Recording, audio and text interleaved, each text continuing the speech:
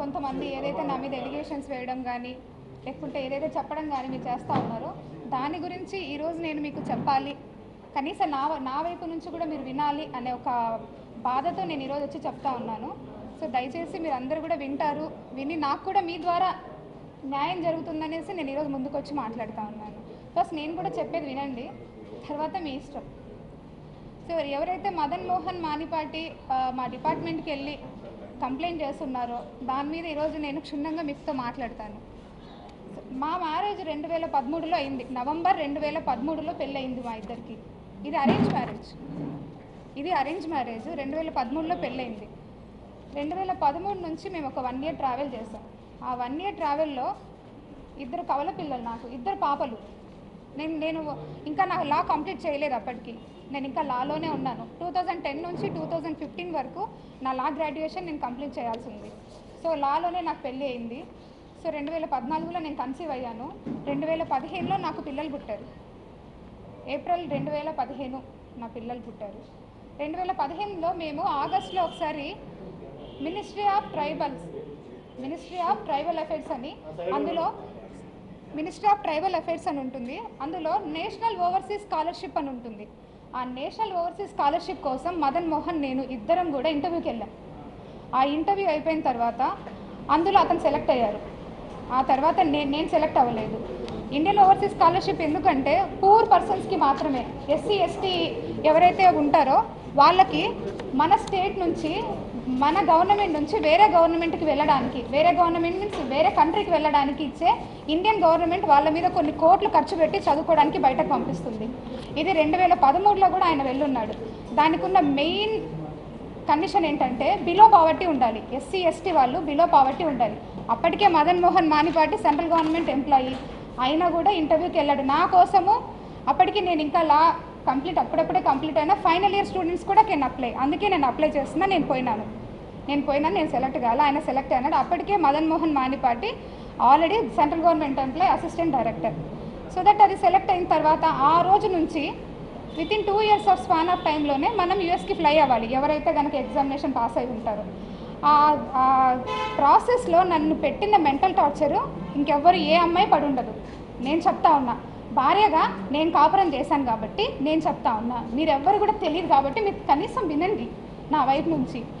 2016లో ఈ entire pan of the ఎపిసోడ్లో 2016లో నాకు ఖచ్చితంగా ఆయన విడాకులు పత్రం రాశాడు. నేను కూడా రాసిచ్చాను ఆయనకి. ఆ పత్రం మీరు అడగండి, ఇస్తారు ఆయన మీకు. 2016లో మేము ట్రైబ్స్, నేను ఎస్టీ ఎరుకల, ఆయన కూడా ఎస్టీ ఎరుకల, మా ప్రకారంగా మేము రాసుకున్నాం. మా అమ్మ మా నాయన, ఆయనకంటే ఎవ్వరూ లేరు. వాళ్ళమ్మ ఉన్నారు కానీ ఆవిడ కొంచెం మెంటల్లీ సరిగా ఉండరు ఆవిడ. సో ఆయనకంటే ఎవరూ లేరు. వాళ్ళ చుట్టాలు ఉన్నారేమో ఆయన అడగండి. నా ఇంటికి ఏ రోజు ఎన్నడూ రాలే, కానీ నా పెళ్ళి మాత్రం పెద్దలకి అందరూ వచ్చి చేస్తున్నారు, తలా ఒక చేయొచ్చి చేస్తున్నారు. తర్వాత ఎవరు పట్టించుకోలే. నేను ఎంతోమంది దగ్గర పోయి చాలా మొర పెట్టుకుని ఎవరు పట్టించుకోలే, అయిపోయింది. 2016లో విడాకులు ఇచ్చేసినాడు, అయిపోయింది. తర్వాత ఆయన ఎవరో దూరం చుట్టం ఏం కాదు, దగ్గర చుట్టం అవ్వడం వల్ల పిల్లల కోసం మా అమ్మ ఖచ్చితంగా వచ్చేవాడు, పిల్లల్ని చూసుకునేవాడు. నేను అశోక్ నగర్లో ఒక చిన్న రూమ్లో జేసీజే కోచింగ్కి జాయిన్ అయ్యాను. జేసీజే కోచింగ్ దిగ్విజయ్లో జాయిన్ అయ్యాను. నేను చదువుకుంటా ఉన్నా, జూనియర్ సివిల్స్ ఎగ్జామినేషన్కి నేను చదువుకుంటా ఉన్నా. నా తిండి నేను తింటా ఉన్నా, నా ప్రాక్టీస్ నేను చేసుకుంటా ఉన్నాను. నేను ప్రాక్టీస్ చేసిన నా సీనియర్స్ కూడా, నేను వాళ్ళ పేర్లు చెప్పాల్సిన ఇప్పుడు బాగోదు, బట్ నేను 2 కోర్టులలో ప్రాక్టీస్ చేసేదాన్ని. ఒక రైల్వే కోర్టులో ప్రాక్టీస్ చేసేదాన్ని, సికింద్రాబాద్ కోర్టులో కూడా ప్రాక్టీస్ చేసేదాన్ని. 2 సీనియర్స్ దగ్గర నేను ప్రాక్టీస్ చేసుకుంటూ నేను చదువుకుంటూ నా బ్రతుకు నేను బ్రతికిన. 2018 నోటిఫికేషన్లో ఏపీపీఎస్సీ గ్రూప్ 1 బ్యాక్లాగ్ వేకెన్సీ, ఆ బ్యాక్లాగ్ వేకెన్సీలో నేను ఎగ్జామ్ రాశాను. అప్పుడు నేను జేసీజీ ఎగ్జామ్ రాశాను, at the same time APPSC exam కూడా రాశాను. 2 ఎగ్జామ్స్లో జేసీజీ 0.34 మార్క్స్ ఇంటర్వ్యూ పోయింది. ఏపీపీఎస్సీ వాళ్ళు బ్యాక్లాగ్ వేకెన్సీ కాబట్టి ఇంటర్వ్యూకి పిలిచారు. నాకు దేవుడి దయ వల్ల ఉద్యోగం వచ్చింది. 2019లో మదన్ మోహన్ మానిపాటి ఇండియా నుంచి యూఎస్కి ఫ్లై అయిపోయాడు. 2020లో నాకు ఉద్యోగం వచ్చింది. 2020 ఉద్యోగం వచ్చిన 2 నెలలు 3 నెలలు ఆ ట్రైనింగ్ పీరియడ్లో ఆయన యూఎస్లో ఉండగానే కోవిడ్ వచ్చింది. సో దట్ కోవిడ్ వల్ల మళ్ళీ రిటర్న్ వచ్చారు ఆయన. రిటర్న్ వచ్చిన తర్వాత మాకు కూడా కోవిడ్ వల్ల ట్రైనింగ్ మధ్యలో ఆపేసి ఇంటికి పంపినారు ఒక 1 month. తర్వాత మేలో నా first posting Visakhapatnam, very complicated area. ఆ విషయం మీ అందరికీ తెలుసు. అయినా కూడా ఫ్రెషర్ని తీసుకుపోయి ఆడేసినారు. అప్పుడున్న గవర్నమెంట్ కానీ ఏదన్నా కానీ ఆ గవర్నమెంట్లో మేము వచ్చున్నాము. సో సో దట్ మేము దానివల్ల మంచిగానే పోస్టింగ్ అనేసేసి ఎగురుకుంటా పరిగెత్తుకుంటా పోయి 1000 మైళ్ళు హైదరాబాద్ నుంచి విశాఖపట్నం 1000 మైళ్ళు ప్రయాణం చేసి పోయినాం ఉద్యోగం చేసినాము. అందుకే అప్పటికే జ్యుడిషియరీలో ఉన్నాము, ప్రాక్టీస్ చేస్తున్నాం, వెల్ఫెడ్జ్గా ప్రాక్టీస్ చేస్తున్నాం కాబట్టి ఉద్యోగం బాగానే చేసిన. నాకు తెలిసి నేను ఒక గజం భూమి కూడా విశాఖపట్నంలో ఎప్పుడు వదలలేదు, నిజంగా చెప్తా ఉన్నా. మీరు అట్లాంటిది ఏదైనా ఉంటే నా ప్రొఫెషనల్ లైఫ్ కూడా మళ్ళీ మాట్లాడతాను నేను. అదే మూమెంట్లో 2020 ఎండింగ్లో, అందుకంటే ముందు సుభాష్ గారు అనేసి ఎవరైతే ఇప్పుడు జీపీ రెవెన్యూ అని మా ఎక్స్ జీపీ ఉన్నారో ఆయన నాకు పరిచయం అయ్యారు. ఆ మూమెంట్లో వైజాగ్లో చిన్న ఇన్సిడెంట్ కూడా జరిగింది, మీడియా అందరికీ కూడా తెలిసిందే. పుష్పవర్ధన్ అనే నా కొలీగే, కాకపోతే ఏంటంటే వచ్చి కూర్చున్న సీటు సుపీరియర్ సీట్లో కూర్చున్నారు. ఆయన కార్ పంపించి నువ్వు డిన్నర్కి రామ్మా అని పిలిచినాడు. ఎందుకంటే ఎవరు లేడు కదా, నాకు నేను ముందు వెనక ఎవరు లేరు కాబట్టి రామ్మా అంటే నువ్వు ఎవడరా నన్ను వచ్చేదానికని పోయి వాడి మీద ఇసుక పోసిన కరెక్టే, అది మీ అందరికీ తెలుసు. ఎందుకు పోసినా మీ అందరికీ కూడా తెలుసు. సరే అయిపోయింది. ఆ మూమెంట్లో నాకు చెయ్యి పట్టుకొని నడిచిండు సుభాష్. నా పర్సన్స్ అన్నీ ఆయనకు చెప్పిన, ఆయన పర్సన్స్ అన్నీ నాకు చెప్పినారు. సో మేమిద్దరం ఇష్టపడే పెళ్ళి చేసుకున్నాం. అప్పటికి ఆయనకు పెళ్ళయింది, ఆ భార్యతో విడిపోయి ఉన్నాడు, ఒక పాప ఉనింది. ఆ పాపను వచ్చి చూసుకొని పోవాలన్నాడు. నేను కూడా బాధ్యత వహిస్తానని చెప్పినాను. సో నా పిల్లల గురించి కూడా ఆయనకు చెప్పిన, నా ఎంటైర్ స్టోరీ ఆయనకు చెప్పిన. ఆయనకు నచ్చింది, నాకు నచ్చింది, మా అత్తకి మా అత్తకి నచ్చింది. మా మామయ్య గారు లేరు, మా వదిన ఉన్నారు, వాళ్ళ ఫ్యామిలీకి నచ్చింది. నేను 2021 వరకు వైజాగ్లోనే ఉన్నా. 2022 నేను విజయవాడ ట్రాన్స్ఫర్ చేయించుకున్నా. ఎందుకంటే అప్పటికే నా పైన రోజు పేపర్లోనే రోజు ఎంత స్ట్రెస్ అంటే ఒక ఆడపిల్లకు ఉద్యోగం చేయడము. ఇంతమంది అబ్బాయిల్లో నేను ఒక్కదాన్ని మాట్లాడుతున్నాను, మీరు అర్థం చేసుకోండి. అంత స్ట్రెస్లో కూడా నేను జాబ్ చేసిన. నాకు ఈ గొద్దు విశాఖపట్నంలో నేను చెయ్యనని రిటర్న్లో రాసిచ్చి వచ్చిన. నేను నా ప్రొఫెషన్ కంప్లీట్ కాకుండానే నేను విశాఖపట్నంలో పని చేయలేను ఇంత ప్రెజర్లో అనేసి. అక్కడ ఏం తప్పు చేసినామో నాకు ఇప్పటి వరకు అర్థం కాలే. ఉద్యోగమే చేసినాం, నేనేం తప్పు చేయలే. సార్ తప్పు చేస్తుంటే నేను పనిష్బుల్ అవుతాను గవర్నమెంట్ ద్వారా. నేను వచ్చిన నా మొగుడు ఇల్లు తీసిండు, నేను సంసారం చేస్తూనే ఉన్నాను. నేను దేవుడు మరి నాకు ఇన్ని కష్టం పెట్టాలని ఏమైనా కన్సీవ్ అయ్యానో నాకు తెలీదు. ప్రెగ్నెంట్ అయ్యాను. నేను ప్రెగ్నెన్సీ వచ్చిన తర్వాత బిడ్డను ఏమైనా చంపుకోగలనా నేను? సరే అనేసి బిడ్డను కూడా నేను ట్రావెల్ చేసిన. మా అత్త సపోర్ట్ చేసింది, వదిన చేసిండు, ఆయన చేసిండు, అందరు చేసిండు. 9 నెలలు బిడ్డ నేనే మోసిన, నేనే కన్నా. బిడ్డల్ని కూడా మీరు ఆయన మెసేజెస్ అన్నీ చూపిస్తాను మీకు. నేను ఇంకొకరి భార్య అని తెలిసి, నేను ఇంకొక బిడ్డకి తల్లినని తెలిసి కూడా నన్ను ఎంత హర్రాస్ చేశాడో, సెక్సువల్ హర్రాస్ ఎంత చేశాడో అన్ని చాటింగ్ చూపిస్తాను. నేను మీకు అబద్ధం చెప్పాను, ఎవ్రీథింగ్ చూపిస్తాను. ఈ 2000 అయిపోయింది. యూఎస్ నుంచి రిటర్న్ వచ్చాడు మదన్ మోహన్ మానిపాటి. రిటర్న్ వచ్చిన తర్వాత కూడా నేను చెప్పిన, బిడ్డ ఇది అనేసి వచ్చిన వెంటనే విశాఖపట్నం వచ్చాడు తన బిడ్డల్ని చూసుకునేదానికి. ఇదే అండి అనేసి బిడ్డను తీసుకొని చూపించినాను కూడా నేను అతనికి. చూపించిన తర్వాత అతను చాలా మెంటల్గా స్ట్రాంగ్గా ఫిక్స్ అయిపోయాడు. అంత జరిగింది. తర్వాత నేను ఎందుకు అడిగినానంటే, సుభాష్ అప్పటికే సుభాష్కి తెలుసో తెలియదని నాకు తెలీదు. ట్రైబల్లో ఎప్పుడు కూడా మేము రాసుకున్నాం విడాకుల ఒప్పందం. నేను ఆయనకు రాసిచ్చిన, ఆయనకు నాకు రాసిచ్చిండు. నేను అది కూడా చెప్పిన ఆయనకి. లేదు లీగల్గా కూడా తీసుకో అన్నారు. సరే అనేసి నేను మదన్ మోహన్ మానిపాటిని అడిగిన. సరే అనేసి ఇద్దరం కలిసే డాక్యుమెంట్ చూపిస్తా, ఇద్దరం కలిసే మేము విశాఖపట్నం కోర్టుకి అప్రోచ్ అయినాం. విశాఖపట్నంలో ఫైల్ చేసినాము, ఏప్రిల్ మంత్లో ఫైల్ చేసినాము.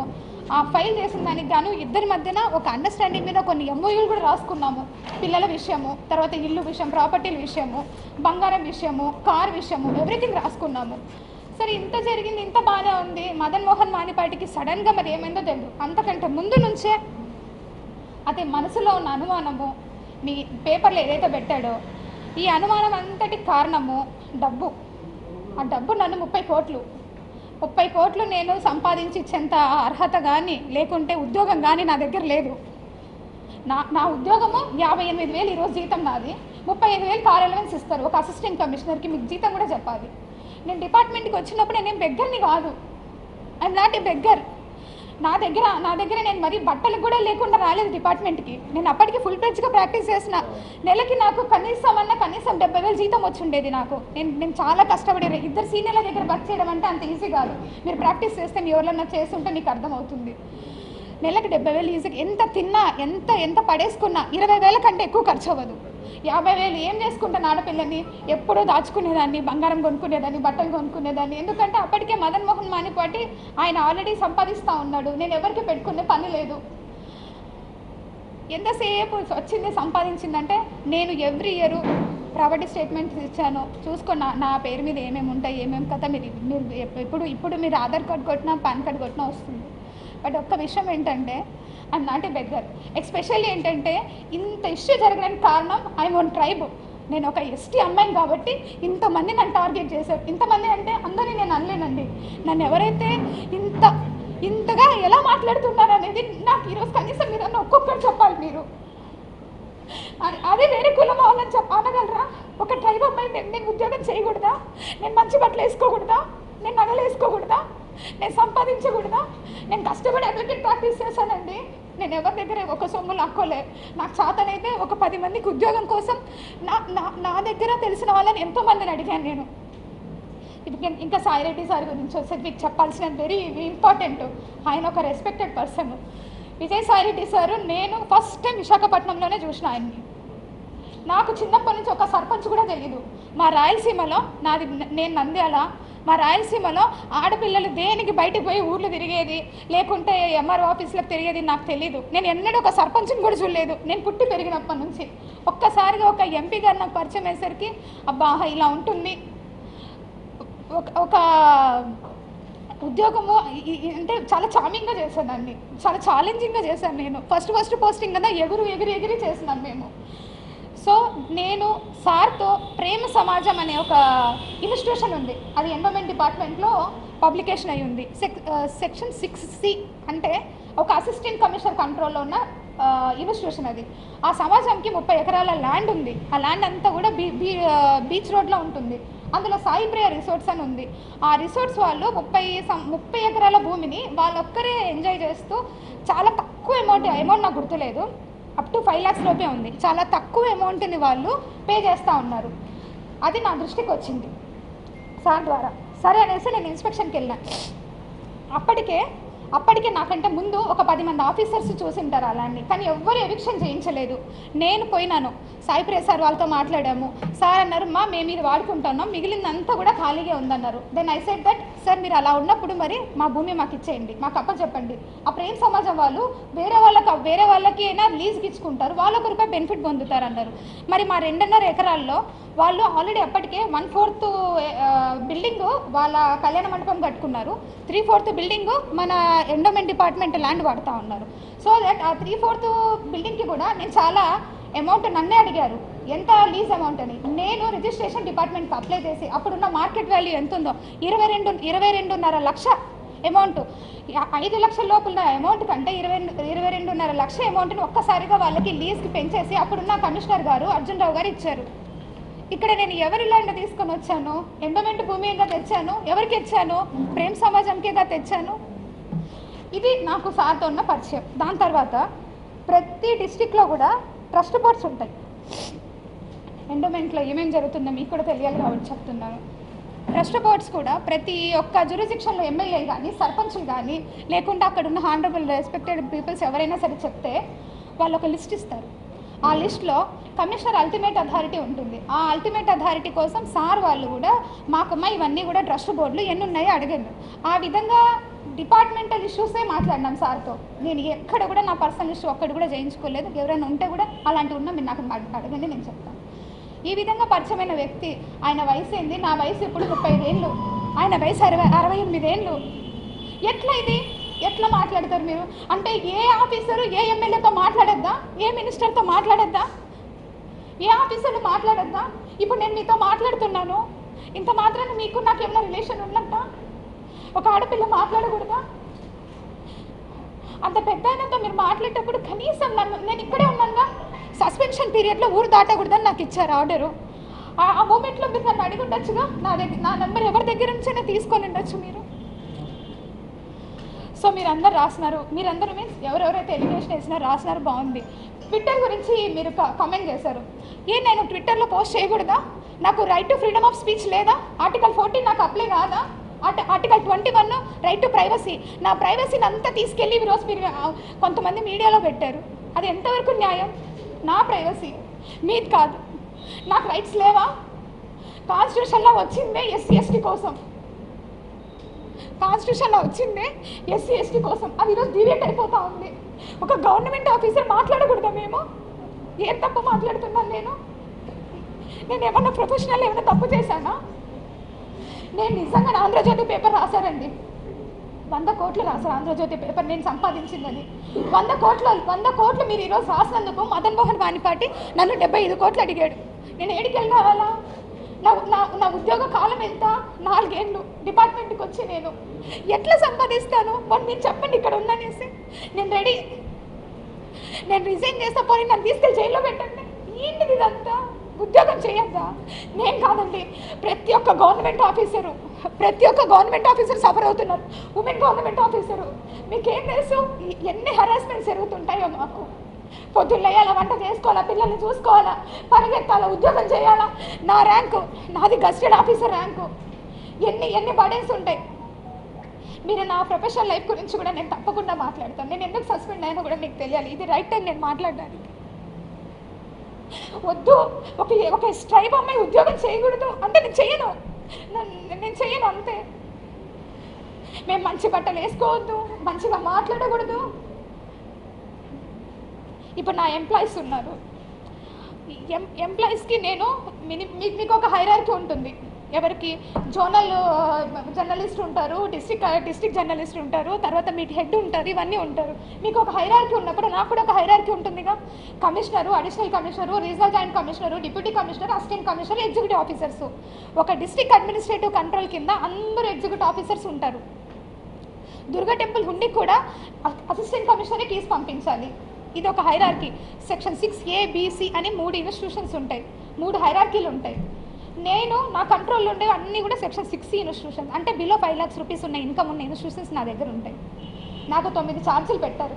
ఆ 9 ఛార్జీల్లో ఒక ఛార్జీ నెంబర్ 5 మాత్రమే నాకు సంబంధించింది. మిగిలిన 8 ఛార్జీలు సెక్షన్ 6Aకి సంబంధించినవి, అంటే రీజనల్ జాయింట్ కమిషనర్ కంట్రోల్లో ఉంటాయి. సెక్షన్ 6B ఒక డిప్యూటీ కమిషనర్ కంట్రోల్లో ఉంటాయి. సెక్షన్ 6D మఠం కమిషనర్ కంట్రోల్లో ఉంటుంది. నాకేమి లీజ్ అమౌంట్ కలెక్ట్ చేసుకొని బ్యాంకులో వేసే అథారిటీ నాకు ఉండదు. I'm the supervising officer. The assistant commissioner is a district supervising officer. ఎక్కడైనా థెఫ్ట్ జరిగినా ఇమీడియట్గా పోయి నేను యాక్షన్ తీసుకొని దాని మీద కేసు ఫైల్ చేసేసేసి నేను కమిషనర్కి రిపోర్ట్ చేయాలి. ఎవరైనా ఎంక్రోచ్మెంట్ జరిగినా నేను చేయాలి. ఎవిక్షన్ నేను చేయించలేదని నాకు ఛార్జ్లో పెట్టారు. విశాఖపట్నంలో 1200 కోట్ల భూమిని తెచ్చి కలిపాను నేను ఎండోమెంట్ డిపార్ట్మెంట్లోకి. ఎన్ని ఎవిక్షన్స్ చేయించామో, ఎన్ని కొట్టేసినామో మీకే తెలుసు. అన్ని కాపాడిన వాళ్ళం ఇక్కడ చేయలేక కాదు. పుచ్చవారి చౌల్ట్రీకి కాంగ్రెస్ పార్టీ ఆఫీస్ ఉన్నది, అది మీకు కూడా తెలుసు. దాని వెనకాల చాలా ల్యాండ్స్ ఉన్నాయి. నేను ఎవిక్షన్కి పగడబందీగా అన్నీ రెడీ చేసుకున్నాను. నేను అప్పుడున్న మినిస్టర్ గారు ఆగమన్నారు, ఆగాం. మొన్న కూడా ఎవిక్షన్ పెట్టాం, ఎమ్మెల్యే గారు ఆగమన్నారు, ఆగాం. ఇంకేం తప్పు చేశాను నేను పని చేయగలనా? నా దగ్గర పని సామర్థ్యం లేదా? పర్సనల్ విషయాలు, ప్రొఫెషనల్ విషయాలు అన్నిట్లో సఫర్ అవుతున్నానండి. బిడ్డ ఉంది, చంటి బిడ్డ ఉన్నాడు. అట్లీస్ట్ బిడ్డను చూసుకోవడానికి కూడా టైం లేదు నాకు. మీరు అనుకుంటున్నారు ఫీల్డ్ ఆఫీసర్ నేను. పొద్దున్న పోతే సాయంత్రం ఎప్పుడో 10ంటికి 11 గంటలకు వస్తా. ఏమన్నంటే యాటిట్యూడ్గా మాట్లాడుతుంది అంట. ఎక్కడండి యాటిట్యూడ్? నేను పెట్టానండి ఆస్క్ త్రూ కోర్ట్ అని నేను పెట్టాను. అతను డబ్బులు అడిగినప్పుడు ఆస్క్ త్రూ కోర్ట్ అని పెట్టాను. So now it is over. ఆయన నన్ను ఏం హరాస్ చేస్తున్నాడో ఏంటో ఓవర్. ఇప్పుడు నేను సుభాష్తోనే ఉన్నాను అనడానికి మీకు ఇది ఒక ప్రూఫ్. ఇది రీసెంట్గా బాబుకి ఒక ఫోటోషూట్ చేయించాం మేము.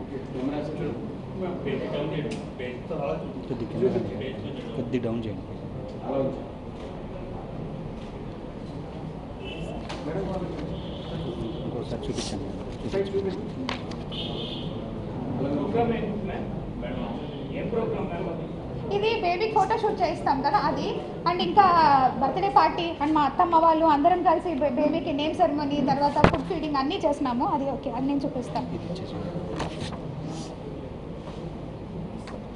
మేమిద్దరము కోర్టులో ఫైల్ చేస్తున్నాం కదా, ఇదిగోండి మ్యూచువల్ డైవర్స్ ఫైల్ చేసిన కాపీ. మా అడ్వకేట్ గారు సతీష్ కుమార్ గారు విశాఖపట్నంలో ఉంటారు. ఆయన మీరు కావాలంటే మీరు ఆయనతో కూడా మాట్లాడవచ్చు, whether we file or not. ఆ నంబరింగ్ కూడా అయింది, ఆ నంబర్ కూడా చెప్తాను నేను మీకు కావాలి అంటే. దిస్ ఇస్ సార్ ఏప్రిల్లో సార్, ఏప్రిల్లో ఫైల్ చేశాము. ఇయర్ 2024 ఏప్రిల్లో mutual divorce. For mutual divorce కూడా ఆయన 1 year నన్ను డిమాండ్ చేశాడు. నా దగ్గర అంత లేవని కూడా చెప్తున్నాను. నా దగ్గర నుంచి ప్రామిసరీ నోట్ కూడా రాయించుకున్నాడు.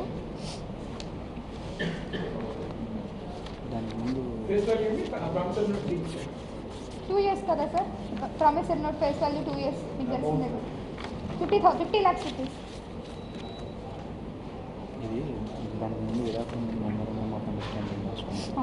విడాకుల ముందు మేము అడ్వకేట్ దగ్గర ఫైల్ చేసాము. అప్పుడు ఒక MOU రాసుకున్నాం. ఈ MOUలో క్లియర్గా నా దగ్గర నుంచి సైన్ తీసుకున్నాడు.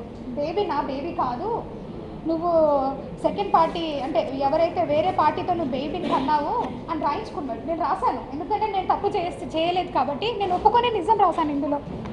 తర్వాత కార్ గురించి మాట్లాడాడు. కార్ కూడా at the time of order degree అప్పుడు నేను ఇస్తానని చెప్పాను, అది కూడా రాశాడు.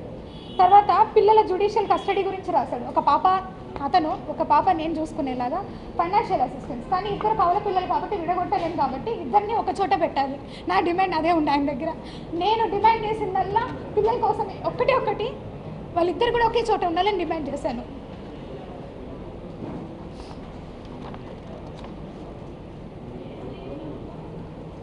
ఇక్కడ రాశారు, there for the total listed above points has to be fulfilled by the said 2 parties. ఈ రెండిటి వల్ల నువ్వు మ్యూచువల్ డైవర్స్కి నేను వస్తున్నాను, మనం మ్యారేజ్ డిజాల్వ్ చేస్తున్నాము, నువ్వు నీ ఇష్టం వచ్చిన లైఫ్లో నువ్వు ఉండ నేను రాశాను, నీ పర్సనల్ లైఫ్ని నువ్వు చూసుకొని ఆయన రాశాను. ఇంకా నేను ఏం చేశాను మీరు ఒకసారి చెప్పాలి. ఎందుకంటే సార్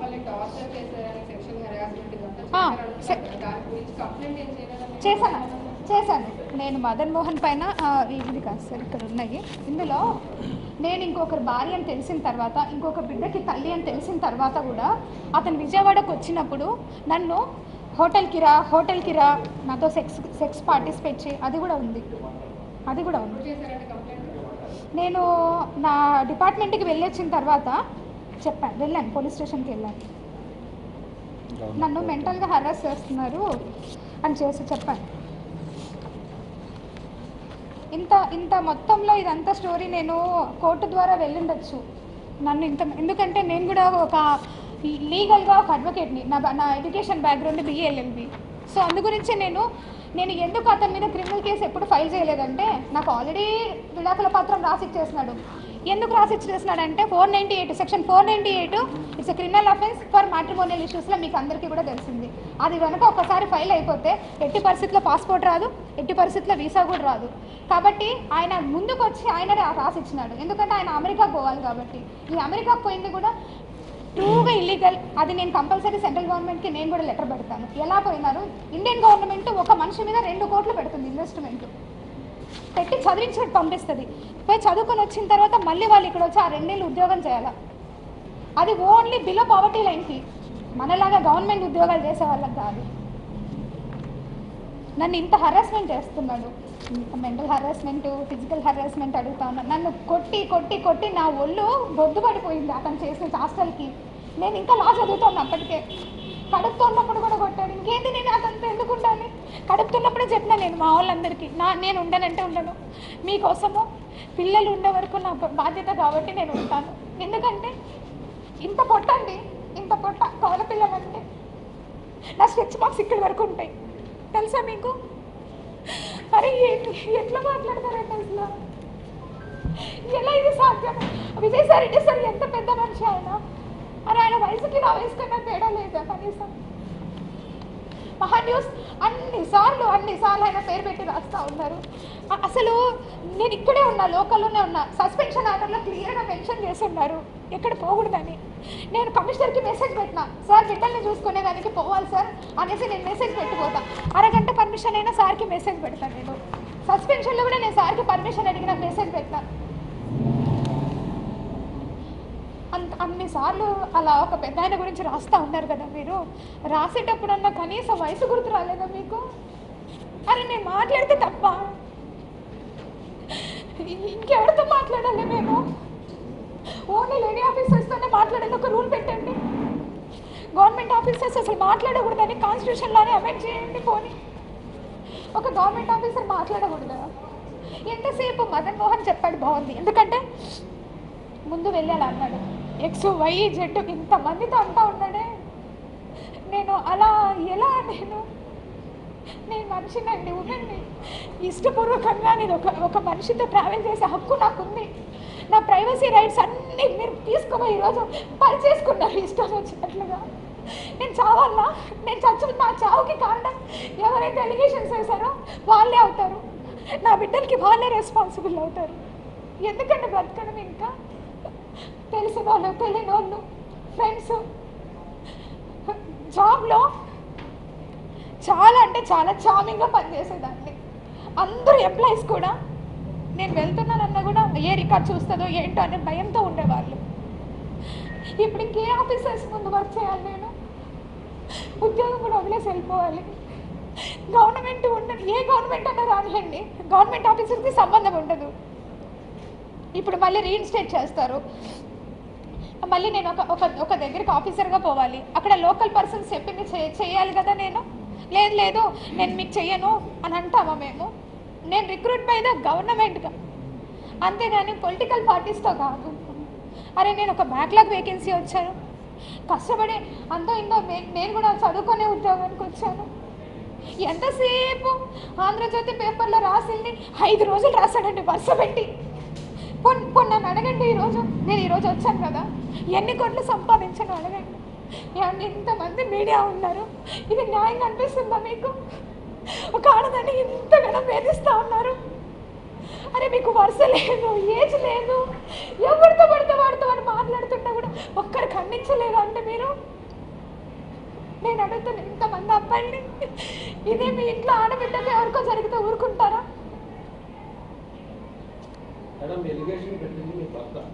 అది ఓకే. మీ భర్త పెట్టిన లెటర్ కంప్లైంట్ ఆధారంగానే వార్తలు వేశారు ఎవరైనా? అవునండి. ఇందులో మీడియా వాళ్ళు సొంతగా మదన్ మోహన్ గారు అనే మీడియా వాళ్ళు పరిచయం గారు మీ గురించి కూడా ఎవరికి తెలియాలని విషయం లేదు. సో ఇందులో మీడియా చేసిన తప్పు ఏంటంటే ఆయన కంప్లైంట్ పెట్టాడు దేవాదాయ శాఖ కమిషనర్ గారికి. ఆయన కంటెంట్ ని చెప్తే ఎలా తప్పుతుందండి? ఇప్పుడు మీరు చేశారంటే మంచాడు పెద్ద అంటున్నారు మీరు, కరెక్టే, ఓకే చెప్పుకోవచ్చు, ఇష్టం. కానీ ఇందులో మీడియా తప్పు ఏంటండి? ఇందులో మీడియా ఏం వక్రీకరించింది? అందులో ఉన్న విషయాలు వక్రీకరించింది ఏమన్నా విషయం చెప్పండి. నేను మాట్లాడతాను. నేను ఇక్కడ లోకల్లోనే ఉన్నాను. ఒక ఎలిగేషన్ వచ్చినప్పుడు మీకు మినిమంలో రైట్ ఉంటుంది. అరే ఒకసారి మాట్లాడదాము, ఒక గవర్నమెంట్ ఆఫీసర్ కదా, ఒక లేడీ కదా. Media, we have a judiciary sir. And Indian government కానీ any government, any state, any కంట్రీకి ఒక జ్యుడిషియరీ సిస్టమ్ ఉంది. ఆ జ్యుడిషియరీ సిస్టంలో ట్రయల్ అనేది జరుగుతుంది. పోలీస్ సిస్టమ్ ఉంది, పోలీస్ సిస్టంలో ఇన్వెస్టిగేషన్ జరుగుతుంది. ఇక్కడ ఇన్వెస్టిగేషన్ అంతా నాకు ఈరోజు ఎవరైతే ఎలిగేషన్స్ చేశారో వాళ్ళ మీదే. ఎలిగేషన్లా చూపించలేదు. మీరు కామా చూపించడం వేరు, ఫుల్ స్టాప్ చూపించడం వేరు.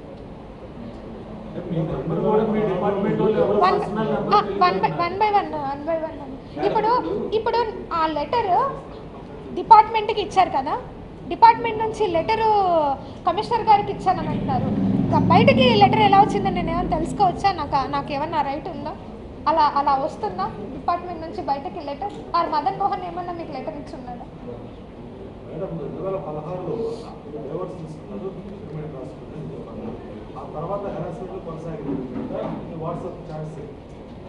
ఇల్లీగల్ బేబీ మీ హస్బెండ్ ఎవరైతే అన్నారో అతను వాట్సాప్ చాట్స్లో మీకు ఇంత హెరాస్ చేసి ఇబ్బందులు పడుతూ ఉన్నప్పుడు లీగల్గా అతనిపై ఎందుకు యాక్షన్ తీసుకోలేదు? ఈ రోజు వరకు కూడా కంప్లైంట్ చేశారా? చేశాను సార్. ఎప్పుడు అంటే ఇన్ని రోజులు నా ఇద్దరు బిడ్డల కోసమే నేను అతన్ని అడుక్కొని ఎందుకంటే ఇద్దరు ఆడపిల్లలు సార్. నాకు ఒక బిడ్డలు ఉంటే సరే ఒక షర్ట్ ఒక ప్యాంట్ వేసి వదిలేసి ఉండొచ్చు.